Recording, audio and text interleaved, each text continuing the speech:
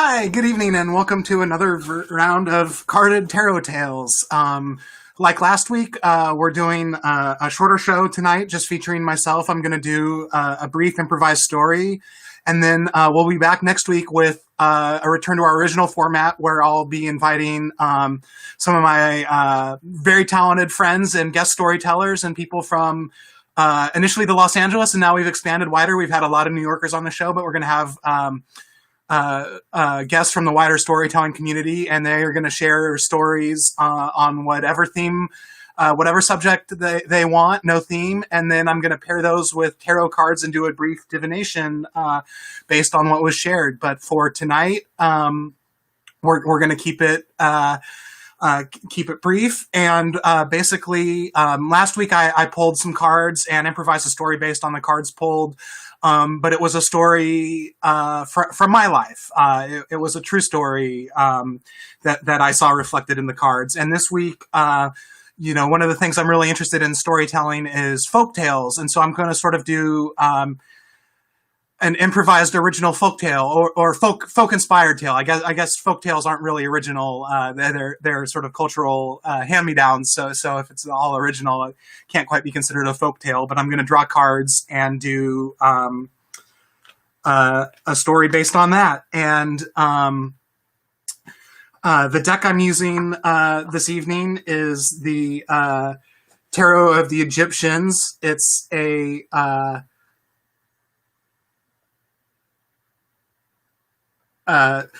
sorry, I'm still getting used to which way I move things in relation to the camera.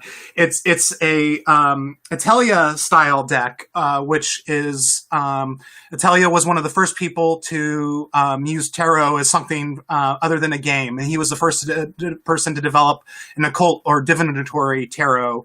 And this was inspired. He never actually made a deck, but he left drawings and instructions and card descriptions, and then his students afterwards made decks based on him. And this was this isn't an official Atelia deck, but it's inspired by the Atelia Type 1 and dates from Paris, 1875 in Paris. And it reads a little bit differently than traditional cards. They have different divinatory meanings. And I normally don't read reversals, but this is a deck that was explicitly designed to be read with reversals. It has titles on one side, and then French keywords on the top and bottom, depending on which way it's facing. For how you're going to interpret it. So the first card is that is the Knight of Cups, and it has a French title, which I'm going to butcher, but it's Le Prince Gouverneur de Memphis. And so I think in this deck they're actually named after princes of royalty of different places and regions. And so this is the Knight of Cups. And that's a good beginning card for a story, because it indicates motion as well as a person. And so the knight can be representative of the subject of our tale. And then the next card is that is death. Or in this case, destruction et mortality. Again, I apologize for my French. I will Google some of these if I return to this deck. I will Google my French pronunciations to improve on that. And you'll notice this is number 17 in this deck, whereas traditionally death is the 13th arcana, but Atelia did things differently for his divination.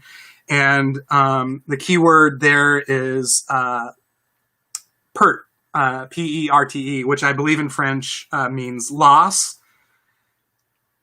And the next card we have is Judgment. And the keyword is game the process, which is winning a trial, overcoming a trial. And up next we have the Four of Wands or batons, and I think it has a slightly different It's not a direct translation into English, but it's prosperity, which is prosperity in English. And I think there's a little more nuance to the French meaning than there is in English, but prosperity is the key word. And then, and you'll notice this one is reversed. Like this is the upright version, and this is how we drew it. So we're going with the reverse meaning, which is prosperity. And the final card is the 5 of Wands, and so that's always interesting when we have a regression.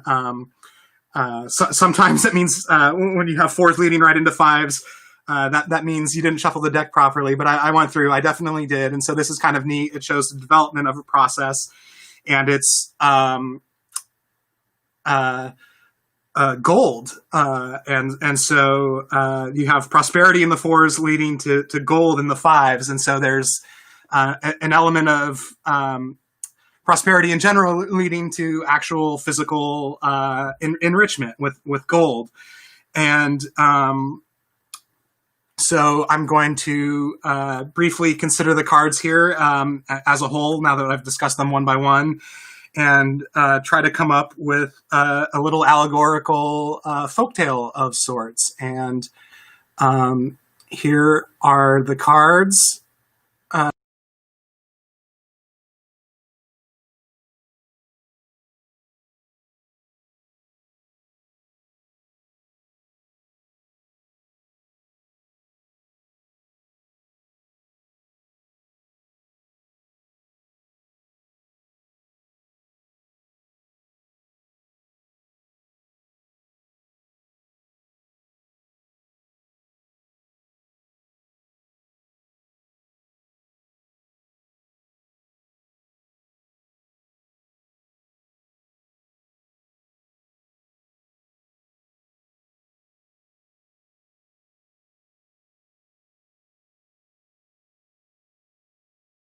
A new way of looking at things, a new way of being, and shake things up. And so we have the we have a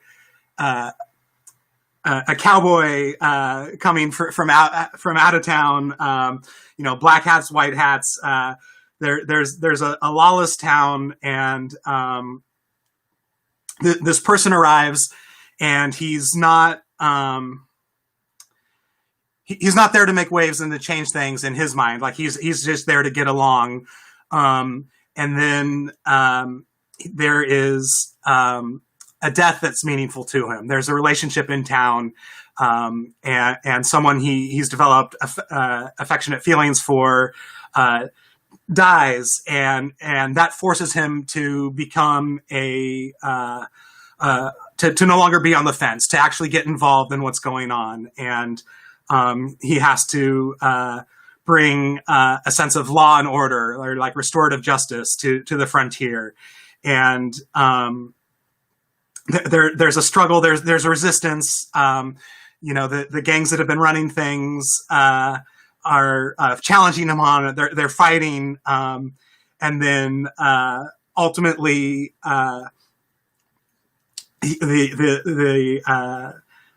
the cowboy prevails, and the lawman, the cowboy that's adopted the guise of the lawman, prevails. He's able to overcome the forces of chaos and lawlessness and restore some order, and the town prospers. And then not only does the town prosper, but then he is rewarded for his action that he's taken in cleaning up the town. It's the Old West. There's the gold rush. There's mining. There's 49ers, and so he's actually given gold at the end. So this was, a lot of times when I lay out cards, I like to kind of silently consider them for a few minutes, and we can't really do that on a live show. I don't want to have dead air while I interpret the meaning. So this was a little more difficult with these cards than I anticipated. So it's not so much a story as the brief outlines of a story. Like I would need to go back and flesh that out more for to really have the characterization that's important for a story. But we do have the basic outlines. There is a beginning, in the middle, of an end. So I think we did cross the bare minimum threshold of a story. And I also think, even when we're not explicitly doing divinatory things with the cards, I think there is meaning that can be taken away from them that we can interpret. And I think the death card is very relevant to what's going on in the world currently with literal death due to COVID-19 and the regular death that occurs in the world, but also the end, the hopefully temporary, but the end of a way of being and of doing things. There's been a conclusion, like we're doing things differently, and there's a trial, and that brings us to the judgment card, and we can overcome the trial and prevail. And I think, despite the troubles of the world, that as we push on and adapt and hopefully make better and smarter decisions and trust the science, that there will be means of prospering and a way to prosperity, and new opportunities to work from home, new businesses that can grow out of this. And we can't see it now, but there is gold at the end of the rainbow.